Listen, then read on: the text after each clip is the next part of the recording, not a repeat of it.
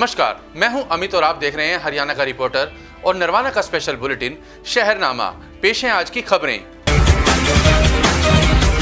किसान आंदोलन की सफलता के लिए जींद में एसजीपीसी के अंतर्गत आने वाले सभी गुरुद्वारों में अरदास की गई व आंदोलन की सफलता की कामना की गई।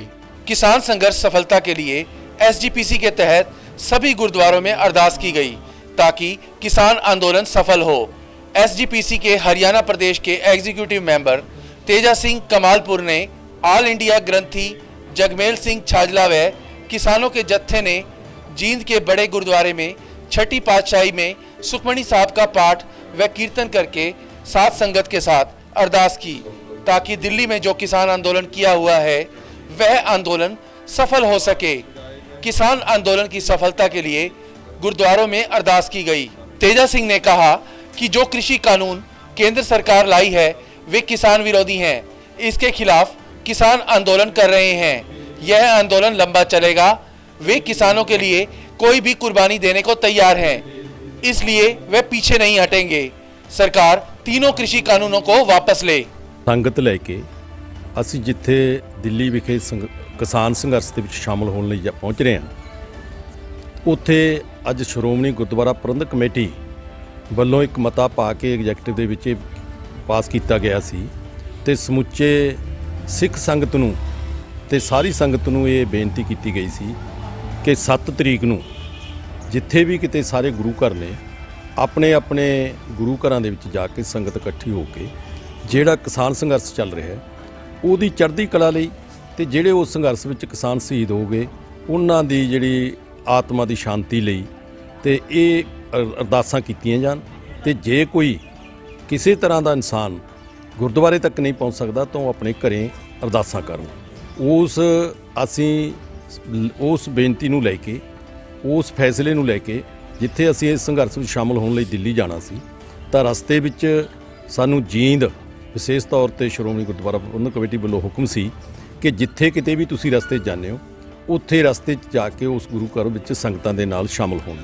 ਤੇ ਅਸੀਂ ਅੱਜ ਹੁਣ ਜੀਂਦ ਇੱਥੇ ਟਾਈਮ ਸਿਰ ਪਹੁੰਚੇ ਹਾਂ ਤੇ ਜੀਂਦ ਦੇ ਵਿੱਚ ਸੰਗਤਾਂ ਇਕੱਠੀਆਂ ਹੋਈਆਂ ਸੀ ਤੇ ਇੱਥੇ ਅਸੀਂ ਅਰਦਾਸ ਜਿਹੜੀ ਕੀਤੀ ਹੈ ਉਹ ਗੁਰੂ ਸਾਹਿਬ ਅੱਗੇ ਇਹ ਬੇਨਤੀ ਕੀਤੀ ਹੈ, ਅਰਦਾਸ ਕੀਤੀ ਹੈ, ਜੋ ਜਿਹੜੀ ਕੀਤੀ ਹੈ ਕਿ ਇਹ ਜਿਹੜਾ ਅੰਦੋਲਨ ਹੈ ਕਿਸਾਨ ਅੰਦੋਲਨ ਹੈ ਇਹ ਸਫਲ ਹੋਵੇ, ਕਾਮਯਾਬੀ ਹੋਵੇ। ਜਿਹੜੇ ਕਾਨੂੰਨ ਦੇਸ਼ ਦੀ ਸਰਕਾਰ ਨੇ ਕਿਸਾਨ ਵਿਰੋਧੀ 3 ਆਰਡੀਨੈਂਸ ਪਹਿਲਾਂ ਲਿਆਂਦੇ ਫਿਰ ਬਿੱਲ ਬਣਾਏ ਉਹਨਾਂ ਨੂੰ ਕਾਨੂੰਨ ਬਣਾ ਦਿੱਤਾ, ਉਹਨਾਂ ਕਾਨੂੰਨਾਂ ਨੂੰ ਰੱਦ ਕਰਾਉਣ ਲਈ ਜਿਹੜਾ ਸੰਘਰਸ਼ ਹੈ ਉਹ ਕਾਮਯਾਬ ਹੋਵੇ ਤੇ ਸਰਕਾਰ ਮਜਬੂਰ ਹੋਵੇ ਕਿ ਇਹ ਕਾਨੂੰਨਾਂ ਨੂੰ ਉਹ ਰੱਦ ਕਰੇ ਤੇ ਕਿਸਾਨਾਂ ਦੀ ਚੜ੍ਹਦੀ ਕਲਾ ਰਹੇ ਔਰ ਕਿਸਾਨਾਂ ਦੀ ਸਿਹਤਯਾਬੀ ਰਹੇ, ਕਿਸਾਨਾਂ ਨੂੰ ਆਪਣੇ ਸੰਘਰਸ਼ ਵਿੱਚ ਕਾਮਯਾਬੀ ਹੋਵੇ ਤੇ ਕਿਸਾਨ ਜਿਹੜੇ ਨੇਗੇ ਉਹ ਰਾਹਤ ਮਹਿਸੂਸ ਕਰਨ ਤੇ ਇਸ ਨੂੰ ਜਿਹੜੀ ਸੈਂਟਰ ਦੀ ਸਰਕਾਰ ਹੈ ਮੋਦੀ ਸਰਕਾਰ ਨੂੰ ਉਹਨੂੰ ਇਹ ਮਤਲਬ ਜਿਹੜੇ ਨੇ ਉਹਨਾਂ ਨੂੰ ਇਹ ਸਾਡੀ ਮੰਗ ਹੈ ਉਹ ਕਿਸਾਨਾਂ ਦੀ ਪੂਰੀ ਹੋਵੇ।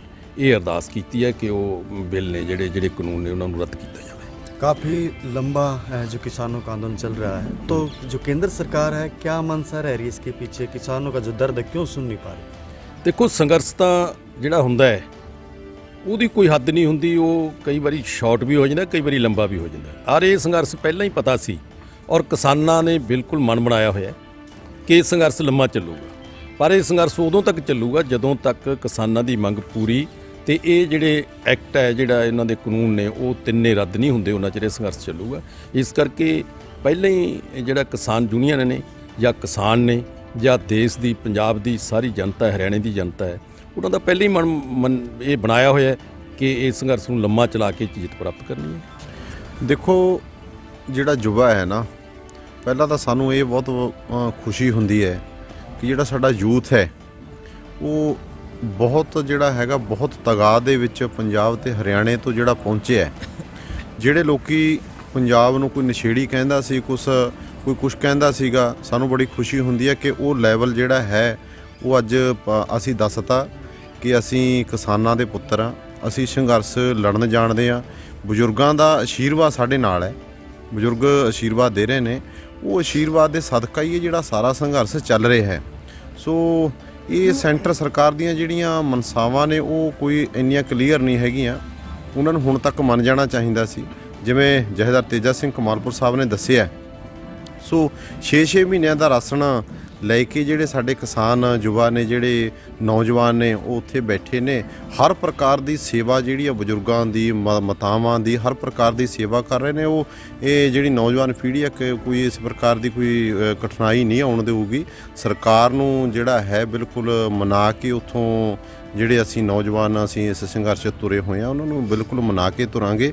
ਬੜਾ ਪੀਸਫੁਲ ਜਿਹੜਾ ਅਸੀਂ ਇਹ ਪ੍ਰੋਟੈਸਟ ਜਿਹੜਾ ਕਰ ਰਹੇ ਹਾਂ, ਲੇਕਿਨ ਸਾਨੂੰ ਕਿਤੇ ਨਾ ਕਿਤੇ ਜਿਹੜਾ ਹੈ ਬੜਾ ਦੁੱਖ ਵੀ ਹੁੰਦਾ ਹੈ ਜਦੋਂ ਅਸੀਂ ਪੀਸਫੁਲ ਇਸ ਤਰ੍ਹਾਂ ਦੇ ਪ੍ਰੋਟੈਸਟ ਕਰਦੇ ਹਾਂ। ਉਹ ਸਾਨੂੰ ਖਾਲਿਸਤਾਨੀ ਜਾਂ ਹੋਰ ਇਸ ਤਰ੍ਹਾਂ ਦੇ ਨਾਅਰੇ ਦੇ ਕੇ ਦਬਾਉਣਾ ਚਾਹੁੰਦੇ ਨੇ। ਅਸੀਂ ਭਾਈਚਾਰਕ ਸਾਂਝ ਨੂੰ ਕਾਇਮ ਰੱਖਣਾ ਚਾਹੁੰਦੇ ਹਾਂ ਅਤੇ ਭਾਈਚਾਰਕ ਸਾਂਝ ਨੂੰ ਅਸੀਂ ਕਾਇਮ ਰੱਖਾਂਗੇ। ਇਸ ਕਰਕੇ ਕਿਤੇ ਨਾ ਕਿਤੇ ਵੰਡੀਆਂ ਪਾਉਣੀਆਂ ਚਾਹੁੰਦੀਆਂ, ਜਿਹੜੀ ਇਹਨਾਂ ਦੀ ਮਨਸਾ ਕਦੇ ਵੀ पूरी नहीं होनी। रोहतक प्रशासन ने 8 दिसंबर को होने वाले भारत बंद को देखते हुए पूरी तैयारियां कर ली हैं। उपायुक्त कैप्टन मनोज वर्मा ने अधिकारियों के साथ मीटिंग लेकर पूरी तैयारियों का जायजा लिया। वह लोगों से अपील की कि वह जरूरी हो तभी घर से बाहर निकलें। रोहतक के उपायुक्त कैप्टन मनोज कुमार ने कल होने वाले बंद के आह्वान को देखते हुए दावा किया कि जिले के लोगों को किसी प्रकार की दिक्कत नहीं आने दी जाएगी। रोजमर्रा उपभोग की वस्तुओं से लेकर मूलभूत सुविधाएं निर्बाध रूप से उपलब्ध रहेंगी। उन्होंने कहा कि प्रशासन ने सभी अधिकारियों के साथ बैठक कर किसी भी स्थिति से निपटने के लिए नीति तैयार कर ली है। प्रशासन के पास पूरी पुलिस फोर्स, जिन पर कमांड करने के लिए ड्यूटी मजिस्ट्रेट की नियुक्ति कर दी गई है। उन्होंने बताया कि सभी किसान संगठनों, कर्मचारी संगठनों से संपर्क कर जिले में कानून व्यवस्था सुचारू रूप से बनाए रखने में सहयोग के लिए कहा गया है। मीडिया के माध्यम से जिला उपायुक्त ने लोगों से अपील की कि वह किसी भी संपत्ति को नुकसान पहुंचाने की चेष्टा ना करें, क्योंकि यह नुकसान हम सबका नुकसान होगा। उन्होंने जिले के लोगों से अपील की कि बहुत जरूरी हो तभी घर से बाहर निकलें, अन्यथा लोग अपने घरों में ही रहें। सभी से संपर्क वक्त से ही साध लिया है और हमने सभी इसेंशियल सर्विसेज को पीछे भी निर्बाध रूप से चलाया है। अब भी वो निर्बाध रूप से चलेंगी। रोडवेज़ का भी ऑपरेशन पीछे बिल्कुल ही कायदे से चला था, निर्बाध रूप से वो भी इस बार ऐसे ही चलेगा। साथ में सभी महकमों को भी हमने ताकीद कर दी है कि वो सब तरह की इवेंचुअलिटीज़ के लिए तैयार रहें।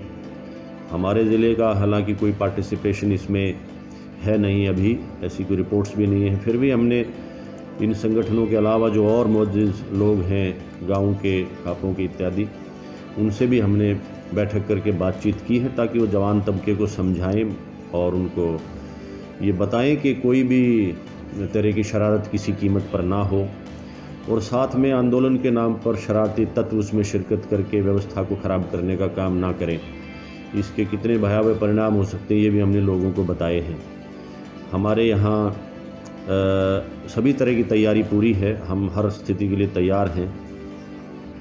आफ्टर ऑल कोई भी जान माल का, संपत्ति का कोई भी नुकसान हो, सभी का अपना नुकसान है और तैयारियां हमारी पूरी हैं।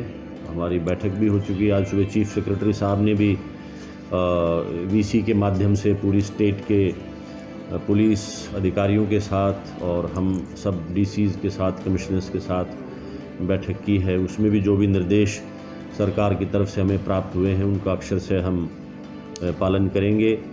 कोई मूवमेंट इस वक्त किसी भी तरह की सड़कों पे नज़र नहीं आ रही है।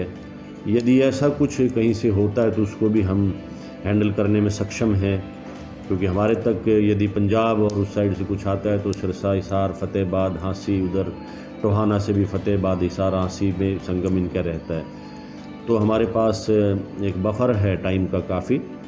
तो हम किसी भी इवेंचुअलिटी में हमारी योजना को कोई भी रूप देने में सक्षम हैं और मुस्तैद है पुलिस भी। हम भी ड्यूटी मजिस्ट्रेट्स हमने लगा दिए हैं, सभी इंसिडेंट कमांडर्स हमारे घूम रहे हैं। कोरोना के दृष्टिकोण से भी हमारी गतिविधियां सड़कों पे हैं। तो मुझे ऐसा लगता है कि ऐसी कोई नौबत किसी भी खराबे की आएगी नहीं। लॉ एंड ऑर्डर मेंटेन रहे, इसके लिए क्या अतिरिक्त फोर्स लगाई गई है या किस तरह से? हमारे पास सफिशिएंट फोर्स है, लॉ एंड ऑर्डर मेंटेन रहेगा। कल वैसे भी कोई कॉल इस टाइप की नहीं है, बंद की कॉल है, तो चूँकि बंद का अर्थ यही रहेगा, जो मैं समझता हूँ कि कोई भी गतिविधि ना चले उसमें, जैसे लोग कहते हैं बाज़ार बंद होएगा या कोई मंडी बंद होएगी या सड़क बंद होगी, तो मेरी लोगों से ज़रूर आपके माध्यम से ये प्रार्थना है कि कोशिश करें घर से कम निकलें, और कम भी तभी निकलें जब वो कोई अपरिहार्य कारण हो। और दिल्ली का रास्ता टिकरी बॉर्डर के थ्रू तो बंद है, जैसा कि आप जानते ही हैं पहले से।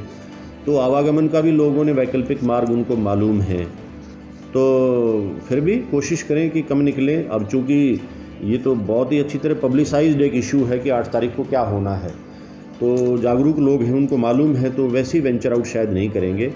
पुलिस और हम सब लोग सक्षम हैं हैंडल करने में, कोई दिक्कत नहीं है किसी भी टाइप की। आम जन को हम कोई कठिनाई नहीं आने देंगे, बिल्कुल भी। मूलभूत सुविधाएं जी रहेगी और जैसा हॉस्पिटल्स बिल्कुल चलेंगे, रूटीन की सैम्पलिंग्स जैसी होती थी होती रहेंगी, एक्स्ट्रा डॉक्टर्स की ड्यूटीज़ लगा दी गई हैं, सफाई व्यवस्था नगर निगम की है या फायर सर्विसेज का संचालन है, उसके लिए सारी व्यवस्थाएं बिल्कुल दुरुस्त हैं एकदम। आवश्यकता पड़ी तो हमारे पास दूसरे ऑपरेटर्स भी हैं, हमारे पास वैकल्पिक व्यवस्थाएं सब तरह की हैं, पानी, बिजली, सड़क सब कुछ सुगम चलेगा। हरियाणा महिला आयोग की सदस्य सोनिया अग्रवाल ने सोमवार को सिविल हॉस्पिटल व महिला थाने का निरीक्षण किया। हरियाणा राज्य महिला आयोग की सदस्य सोनिया अग्रवाल ने सोमवार को रोहतक में नागरिक अस्पताल का निरीक्षण किया। इस दौरान उन्होंने अस्पताल में इलाज के लिए आए मरीजों से मुलाकात की और उनकी समस्याएं सुनी। इसके अलावा उन्होंने नवजात बच्चों के बारे में चिकित्सकों से जानकारी हासिल की और खुद जाकर मॉनिटरिंग की। महिला आयोग की सदस्य ने कहा कि अस्पताल परिसर में आने वाले मरीजों के लिए अच्छे प्रकार से देखभाल करना चिकित्सकों की प्राथमिकता होनी चाहिए।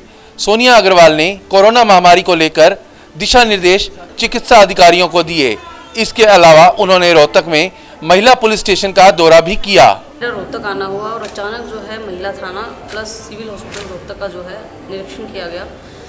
महिला थाने में जो है मुझे एक बेटी मिली जिसने अपना जो भी उसको परेशानी थी बताई। उसकी कंप्लेंट पे जो है निर्णय हो चुका था, बट वो उससे सेटिस्फाई नहीं थी, तो उसकी कंप्लेंट को रीओपन का काम किया गया और उसको जो है निष्पक्ष जो है उसकी जांच हो और उस पर कार्रवाई के लिए आदेश दिए गए। दूसरा, सिविल हॉस्पिटल का भी मैंने पूरा निरीक्षण किया। सीएमओ सर और एसएमओ सर और प्रोटेक्शन ऑफिसर जो है मेरे साथ थी, तो यहाँ मैंने गायनी वार्ड का भी चेक करा, लेबर रूम को भी चेक करा, साथ में बच्चों का एसएनसीयू यूनिट्स को भी चेक करा और बाकी भी काफ़ी पेशेंट्स से भी मेरी बातचीत हुई।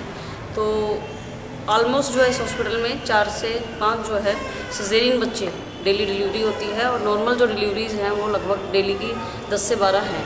तो कहीं ना कहीं हॉस्पिटल की जो पूरी प्रक्रिया काम करने की देखी काफ़ी संतोषजनक रही वो।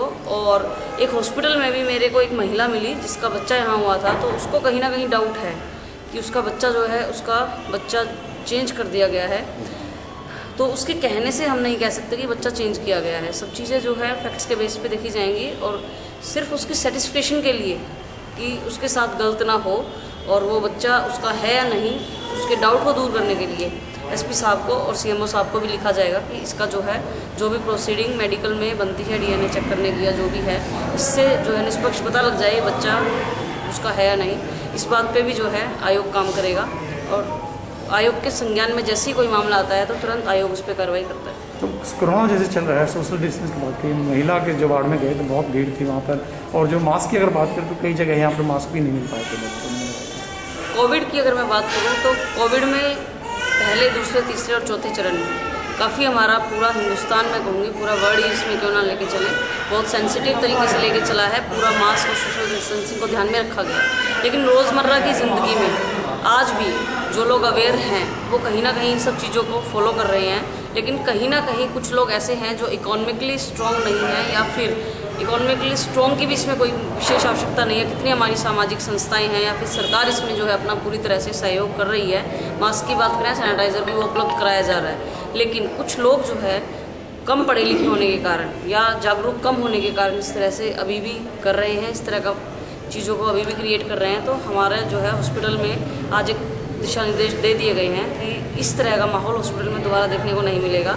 आज नरवाना की मंडी एसोसिएशन में मंडी एसोसिएशन के सदस्यों व किसानों ने एक मीटिंग की व नरवाना में 8 दिसंबर को होने वाले भारत बंद को पूर्ण रूप से सफल बनाने की रूपरेखा तय की गई। आज नरवाना की मंडी एसोसिएशन की बिल्डिंग में मंडी एसोसिएशन की मीटिंग हुई। इस मीटिंग में किसान भी शामिल हुए। इस मीटिंग का उद्देश्य 8 दिसंबर को होने वाले पूरे भारत बंद को सफल बनाना था। उन्होंने कहा कि नरवाना में सभी बाजारों व दुकानों को बंद रखा जाएगा और सभी से अनुरोध किया जाएगा कि वे अपनी दुकानें बंद रखें। उसके बाद छोटू राम पार्क में प्रदर्शन किया जाएगा। इस मौके पर मंडी एसोसिएशन के प्रधान जयदेव बंसल और कोर कमेटी के सदस्य सत्यवान दनोदा और एक्स सरपंच ने इस मीटिंग में शिरकत की। प्रधान जी नमस्कार। नमस्कार जी। प्रधान जी, कल के लिए जिस प्रकार से 8 दिसंबर को पूरा भारत का बंद का ऐलान है, तो कल का क्या प्रोग्राम है? कल किस प्रकार से प्रदर्शन किया? कल नरवाना अनाज मंडी पूर्ण रूप से बंद है, कोई भी काम नहीं होगा। वो किसान के बाजार बंद रहेगी, किसान के साथ है। अच्छा, कल क्या टाइम रखा गया और कितने बजे तक का टाइम रखा गया जी प्रदर्शन? कल पूरे दिन जी। पूरे दिन। अच्छा, नरवाना में जैसे पूरे शहर में मार्च को लेकर क्या बात है, जिस प्रकार से प्रदर्शन किया जाएगा? सब बंद होगा बाजार। अच्छा जी, शहर में ही प्रदर्शन किया जाएगा? शहर में ही प्रदर्शन होगा और पूर्ण रूप से बंद। अच्छा, मेन स्थान कहाँ पर रखा जाएगा जहाँ पर आपका धरना प्रदर्शन? छोटू राम पार्क जी। छोटू राम पार्क 9 से 3। ठीक है, धन्यवाद जी। नमस्कार। नमस्कार। कल के लिए क्या प्रोग्राम है और किस किस तरह से आपका प्रदर्शन जारी है? देखिए, संयुक्त मोर्चा का जो भारत का किसान आंदोलन चल रहा है, उसी के कॉल के आधार पर हमने नरवाना की तमाम जो दुकानें हैं, अलग अलग एसोसिएशन उनसे अपील की है और सबने यकीन और भरोसा दिलाया कि पूरे दिन कल नरवाना बंद रहेगा और ठीक 9 बजे छोटू राम पार्क में इकट्ठे होकर के हम पूरे शहर में प्रदर्शन करेंगे। सर, कल के लिए क्या रहेगा आपका प्लान और जो प्रदर्शन का समय है क्या रहेगा, उसके बारे में बताओ सर। हम पूर्ण रूप से अनाज मंडी की तरफ से सभी किसान आंदोलन का पूरा डट के समर्थन में हैं। मंडी पूरा सहयोग देगी। हर मामले के ऊपर जहां किसानों का खून बहेगा, मंडी उनके साथ रहेगी। चाहे गोली चलो या पत्थर चलो, उसमें किसान के बाद हम अनाज मंडी की तरफ से पीछे नहीं रहेंगे और सरकार का पूर्ण रूप से इन बिलों के खिलाफ पूरा विरोध करेंगे, ताकि मंडीकरण सिस्टम को जो सरकार बंद करना चाह रही है, जो इतने चाहे मजदूर है चाहे व्यापारी है, सभी का ये धंधा चौपट करने के लिए ये गवर्नमेंट उतरी हुई है, ताकि इसमें हम पूर्ण रूप से सरकार के खिलाफ हैं और ताकि ये जो कानून है वो उसको वापस लें। इसका हम पूर्ण रूप से किसानों का समर्थन करते हैं। सर, कल अगर कोई दुकानदार अपनी दुकान नहीं बंद करता है तो क्या उनके लिए रहेगा सर? सभी भाई एकजुट हैं, किसी भाई के अंदर कोई छांग नहीं पड़ रहा। अगर कोई भाई इस प्रकार से कोई अड़ेगा तो उसका आगे हाथ जोड़कर विनती की जाएगी कि पूर्ण रूप से सभी 36 बिरादरी के लोगों का, सभी व्यापारी, सभी भाइयों का एक योगदान है कि वे पूर्ण रूप से भारत बंद हो और ये कानून जो सरकार ने पास किए हैं वो वापस लिए जाए। कुछ लोग ये जानना चाह रहे थे कि शहर के अंदर ही बंद रहेगा या हाईवे जो चल रहे हैं वहाँ पर भी व्हीकलों को बंद किया जाएगा? हाँ, उनको भी बंद किया जाएगा और सभी एक लोगों में आक्रोश पैदा हुआ है कि इस काला कानून के खिलाफ सभी वर्ग के लोग खिलाफ हैं और इसमें पूर्ण रूप से सभी रास्ते बंद होंगे। रविवार को हरियाणा मंडी एसोसिएशन व राष्ट्रीय जन उद्योग व्यापार मंडल के सदस्यों ने मीटिंग कर दिल्ली में चल रहे किसान आंदोलन व 8 दिसंबर को होने वाले भारत बंद को पूर्ण रूप से समर्थन दिया। रोहतक में हरियाणा सब्जी मंडी एसोसिएशन व राष्ट्रीय जन उद्योग व्यापार मंडल के सदस्यों ने बैठक कर फैसला लिया कि प्रस्तावित 8 दिसंबर को भारत बंद में वे दिल्ली कूच करेंगे व किसानों का हर तरह से सहयोग करेंगे। जिंदाबाद, जिंदाबाद। किसान व्यापारी एकता जिंदाबाद, जिंदाबाद, जिंदाबाद। इस बारे में बात करते हुए हरियाणा सब्जी मंडी एसोसिएशन के प्रधान राजेश ठुकराल ने बताया, सम्मानित पदाधिकारी रोहतक के अंदर आए हुए हैं। हम लोग हिंदुस्तान में चल रहा किसान आंदोलन वो केवल किसान आंदोलन ना होके वो हर वर्ग का आंदोलन है। हम उस आंदोलन को पूर्ण रूप से हरियाणा सब्जी मंडी संगठन परिवार की तरफ से समर्थन देने के लिए आज टिकरी बॉर्डर पे जा रहे हैं।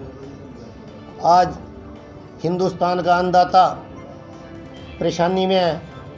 आज हरियाणा के सारे व्यापारी, चाहे वो सब्जी मंडी से जुड़ा हुआ व्यापार है वो भी इससे प्रभावित है, अनाज मंडी से जुड़ा हुआ व्यापार भी इससे प्रभावित है। मैं सलाम करता हूँ किसान योद्धाओं को जिन्होंने हिंदुस्तान के आम आवाम की आवाज़ को उठाते हुए एक केंद्र सरकार जो 3 नए कानून लेके आई है, उन तीनों कानूनों के खिलाफ हिंदुस्तान के किसान ने एक बुलंद और ज़ोरदार तरीके से अपनी आवाज़ उठाई हुई है। हरियाणा सब्जी मंडी संगठन परिवार की तरफ से हमारे हरियाणा के सारे साथियों ने पूर्ण रूप से इसको समर्थन दिया हुआ है। ये जो 3 कानून लेके आई है केंद्र सरकार, उसके अंदर पहले कानून के अंदर APMC एक्ट को ख़त्म करने का सरकार का प्रावधान है। यदि APMC एक्ट ख़त्म होता है तो उसके अंदर सीधा जो भी हमारा व्यापारी साथी है, सब्जी मंडी से जुड़ा हुआ व्यापारी साथी, अनाज मंडी से जुड़ा हुआ व्यापारी साथी, उसके ऊपर सीधा कुठाराघात है। हमारे वर्चस्व की लड़ाई है, एक आम उपभोक्ता की लड़ाई है। दूसरा, स्टॉक के ऊपर लिमिट को पूर्ण रूप से केंद्र सरकार द्वारा नया कानून लाके ख़त्म किया जा रहा है। स्टॉक लिमिट जब ख़त्म होगी, इस स्टॉक लिमिट का सीधा असर आम उपभोक्ता के ऊपर पड़ेगा। चंद कॉरपोरेट घरानों के हाथ में हिंदुस्तान का खाद्य पदार्थ उन चंद घरानों के हाथ में आएगा, चंद व्यापारियों के हाथ में आएगा।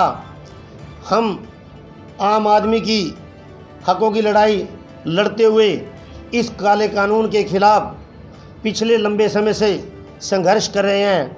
हम चाहते हैं कि हमारा हिंदुस्तान का आम व्यापारी, आम उपभोक्ता इस कानून के चलते हुए परेशानी में ना आए। इसलिए हम आज रोहतक के अंदर आप लोगों के माध्यम से उस किसान आंदोलन को पूर्ण रूप से समर्थन देने के लिए टिकरी बॉर्डर दिल्ली में जा रहे हैं। रविवार को प्रदेश भर में बाबा साहब भीमराव अंबेडकर का परिनिर्वाण दिवस बड़े श्रद्धा और उत्साह से मनाया गया। इस अवसर पर लोगों ने उन्हें श्रद्धा सुमन अर्पित किए। संविधान निर्माता डॉक्टर भीमराव अंबेडकर का रोहतक में अंबेडकर चौक पर 65वां महापरिनिर्वाण दिवस मनाया गया। दलित समाज व अन्य संगठनों के लोगों ने डॉक्टर भीमराव अंबेडकर की प्रतिमा पर पुष्पमाला अर्पित की व उनके दिखाए रास्ते पर चलने का आह्वान किया। दलित समाज व अन्य संगठनों के लोगों ने कहा कि सरकार ने किसान आंदोलन को वापस नहीं लिया तो तमाम संगठन के लोग सरकार का विरोध करेंगे।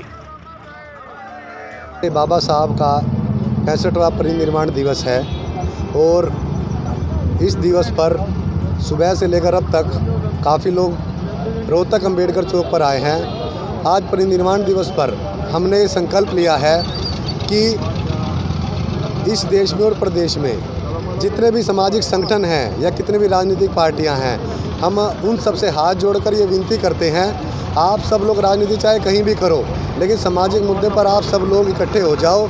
और बाबा साहब का एक ही नारा था कि संगठित होकर रहो।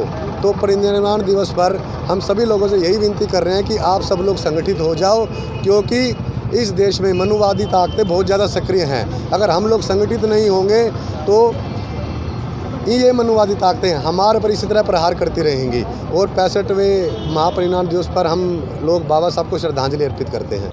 आज नरवाना के अंबेडकर भवन में संविधान रचयिता बाबा साहब अंबेडकर के परिनिर्वाण दिवस पर लोगों ने श्रद्धांजलि अर्पित की।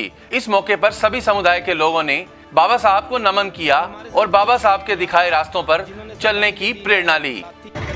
आज का दिन है जो ये हमारे लिए काला दिवस के रूप में मनाया जाता है वैसे हमें, क्योंकि आज के दिन हमारे जो महापुरुष थे बाबा साहब डॉक्टर भीमराव अंबेडकर, जिन्होंने इस दुनिया में हमारे लिए ही सब कुछ किया, ना कि सर्व समाज के लिए सब कुछ किया। उन्होंने सर्व समाज के मसीहा थे, नेता थे, नारी मुक्ति के दाता थे।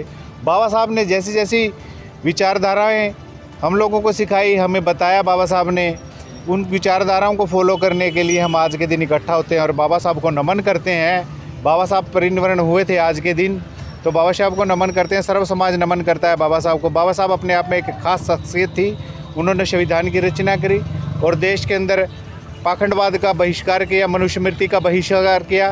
बाबा साहब ने दलित और पिछड़े जो लोगों को, दबे कुचले लोगों को समाज में एक ऐसी जगह दी जहां वो अच्छी ज़िंदगी जी सके, लग्जरी लाइफ जी सके। ठीक, धन्यवाद। हाँ जी सर, क्या कहना चाहोगे? जय भीम सर। जय भीम। सभी को जय भीम। महापुरुषों को नमन करते हुए आज बाबा साहब का परिनिर्वाण दिवस है। आज हम सभी ने मिलकर, सभी संगठनों ने मिलकर, जो हमारी सभा है यहाँ नरवाना अंबेडकर सभा, सभी ने मिलकर मनाया है। आज के दिन काला दिन है वैसे तो हमारे लिए, लेकिन बाबा साहब जो हमारे लिए आज करके गए हैं, संविधान में जो देके गए हैं, वो हमारे लिए आज आज़ादी की राह है। बाबा साहब ने जो किया है नारी के लिए सबसे ज़्यादा किया है।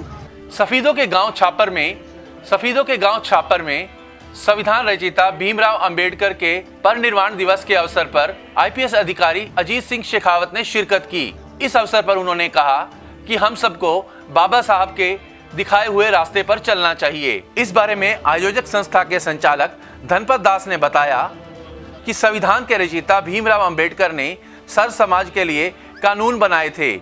अगर बाबा साहब ना होते तो शायद यह कानून ना बन पाते। चाहे गरीब हो या अमीर हो, कानून की सहायता लेनी हो तो संविधान का होना बहुत जरूरी है।